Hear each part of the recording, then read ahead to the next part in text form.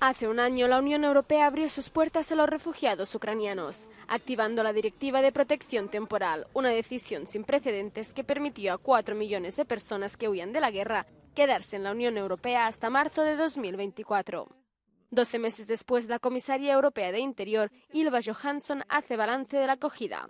Estos son algunos de los extractos de los reportajes de Euronews sobre el terreno. Це без кінця бентежить. Я не можу мати спокій, бо мені постійно приходиться якісь робити папіри, які то закінчуються, то кінець року, і я не маю ніякого спокою, щоб займатися навчанням та вихованням доньки. So basically, what can be done, in your opinion, to fasten these procedures that the refugees are facing? Well, of course, we have a lot of challenges. I mean, we are hosting 4 million Ukrainian refugees. This is really a huge, huge challenge, of course, for the whole Europe, and especially for those member states that are most affected, like Czech Republic, Estonia, Poland, but also Germany. But I think really to have a perspective, if somebody has asked me 1 year ago, before the war broke up, will Europe be able to manage 4 million new refugees as well as we have done this? I think very few should have been asked positively without any hesitation. So taking into account the huge challenges, I think that the achievements are really great. Other issues of concerns seem to be housing and work for Ukrainian refugees, as we can see in the next video.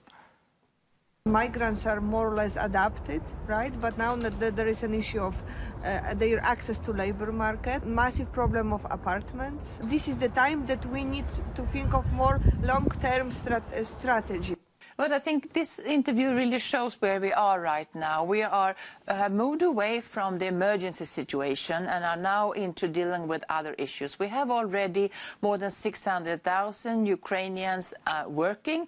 We have another like 400,000 that are registered in the public employment service. So that means that approximately half of the refugees in working age are more or less on the labor market. That's not so bad, but of course we need to do more. We have 750,000 children in our schools, but what was also mentioned here, housing, of course, is a challenge in many, many regions and towns. Do you think that this instrument, this temporary protection directive, could be used again in other cases in the future?